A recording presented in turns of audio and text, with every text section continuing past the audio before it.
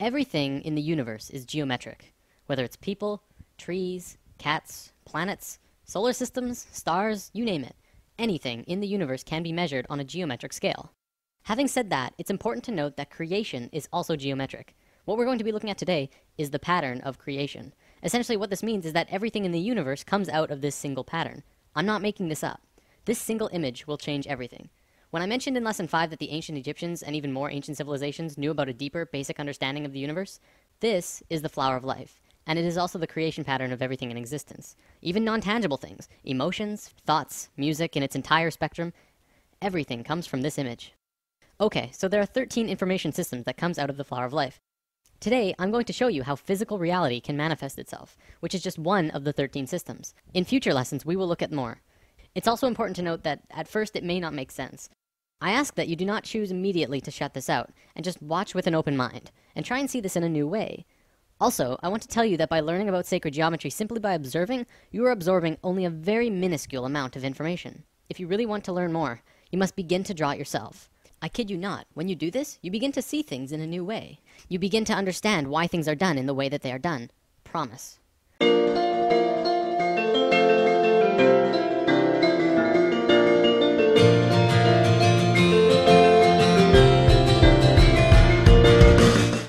The flower of life was known around the world in ancient times. It was found in Ireland, Turkey, Israel, Egypt, China, Greece, Germany, India, and Iceland. It's also been recorded to have been found in England, Tibet, Japan, Sweden, Lapland, the Yucatan, and I think 14 other places. This thing is everywhere. Not only that, but everywhere around the world it has the same name, the flower of life. Now, to understand the flower of life, first we have to talk about how it's formed. This could get incredibly complex, so I'll try and keep it simple. Imagine consciousness, or spirit, floating in a void, which means it's nothingness, and then spirit. No physical body or mind, just spirit, and that's it. Then blackness, essentially nothing, all around the spirit, for infinite. Spirit decides to do something, so it expands its consciousness all around itself as far as it can go without moving. It creates a sphere around itself. This is the first circle in the flower of life. Then, spirit has an awareness of what's around itself in 360 degrees. It moves to the very edge of the sphere, anywhere, and repeats what it did the first time. It creates this image, which also creates the Vesica Pisces. Within the Vesica Pisces is a vast and incredible amount of knowledge about width, proportion, depth. Also comes the square roots of 2, 3, and 5, which are all numbers that go on forever. But even more interestingly, comes geometric information about light. We'll talk about that in a moment.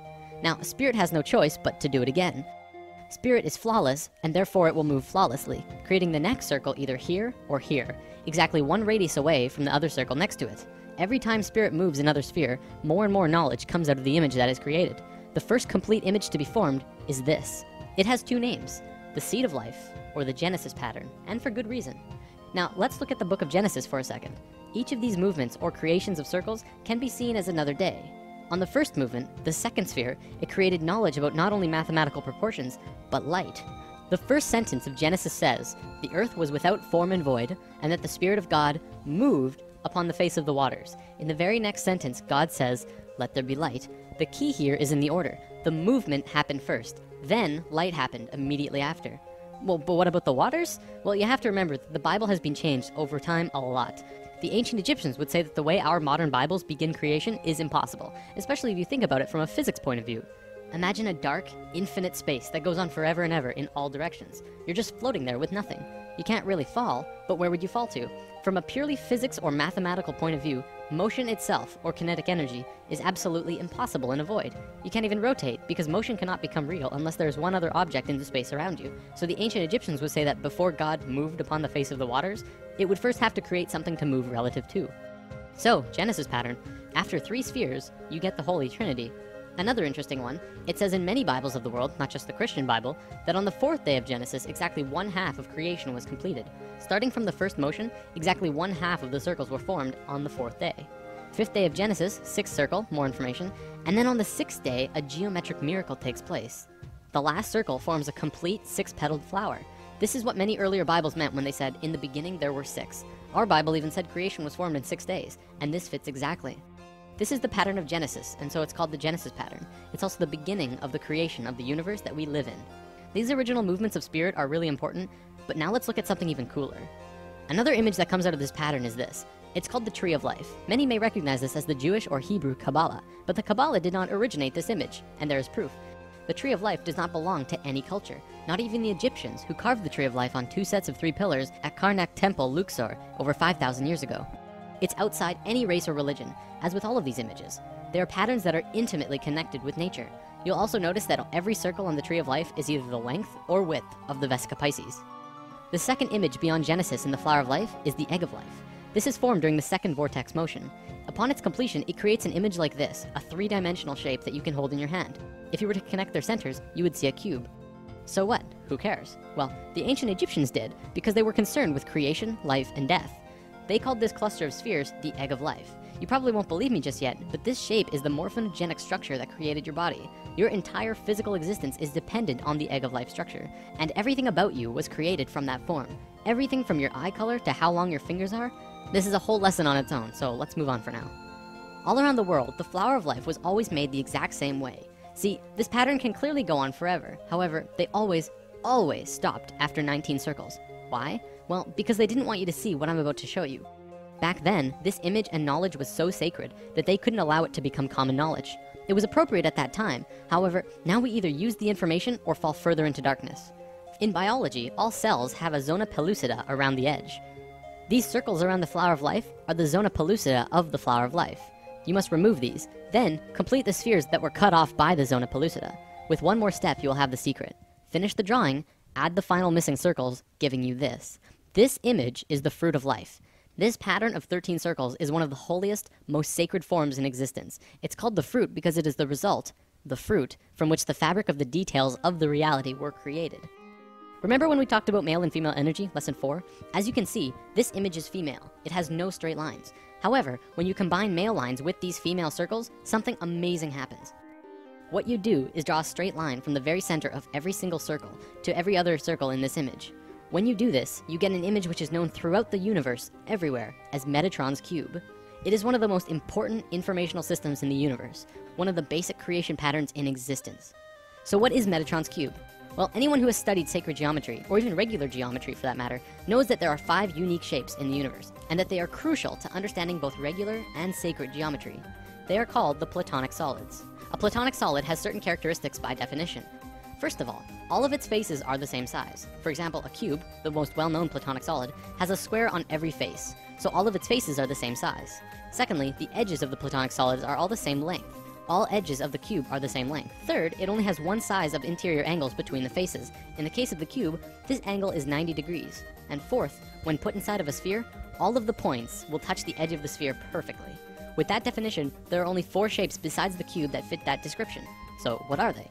Well, we have the dodecahedron, the tetrahedron, the octahedron, the isosahedron, and the hexahedron. All of these shapes are found within Metatron's cube. This knowledge is also where original alchemy came from. The ancient alchemists and great souls like Pythagoras, father of Greece, considered each shape to have an elemental aspect to them. The tetrahedron was considered fire, the cube was earth, the octahedron was air, the isosahedron was water, and the dodecahedron was ether. Ether, also known as prana, and tachyon energy are all the same thing. They extend anywhere and are accessible at any point in space, time, and dimension. This is the great secret of zero-point technology. The sphere is voidness. These 6 elements are the building blocks of the universe, and they create the qualities of the universe. To summarize, this is the first informational system that comes out of the Fruit of Life through Metatron's cube. In alchemy, they rarely discussed ether. I've read that in the Pythagorean school, if you even uttered the word dodecahedron outside of the school, they would kill you on the spot. That's how sacred this shape was. 200 years later, when Plato was alive, he would discuss it, but only very carefully. This is because the dodecahedron is near the outer edge in your energy field, and is the highest form of consciousness. There's quite a bit more here, but I don't think I can go much further on it right now. Anyways, recognize this? The periodic table of elements? Every single element on this table has a geometric relation to one of these 5 shapes. Modern scholars ridiculed this idea until the 1980s, when Professor Robert Moon at the University of Chicago demonstrated that the entire periodic table of elements, literally everything in the physical world, is based on these same 5 forms. In fact, throughout modern physics, chemistry, and biology, the sacred geometric patterns of creation are being rediscovered. Another example is the Egg of Life that I showed you earlier. Hopefully that will help you to understand just how incredible and important of a discovery this truly is. Everything that modern science knows about the elements and reality are tied together through the Platonic solids, which come out of Metatron's cube, which is formed out of the Fruit of Life, which comes from the Flower of Life, which is made by spirit. Damn. Whether you're convinced yet or not, this is the missing piece of the puzzle. It all comes down to spirit. Don't forget, this is just one of 13 informational systems that created the universe. If you want to study this on depth in your own, the best resource I'm aware of is the book The Ancient Secret of the Flower of Life. Alright, I'm gonna wrap up with something I think you'll enjoy. Do you believe in aliens? Even after lesson 5, I realize many of you might be skeptical. Would you believe me if I flat out told you that aliens have been coming to Earth and helping us for a very long time now? No? How about now?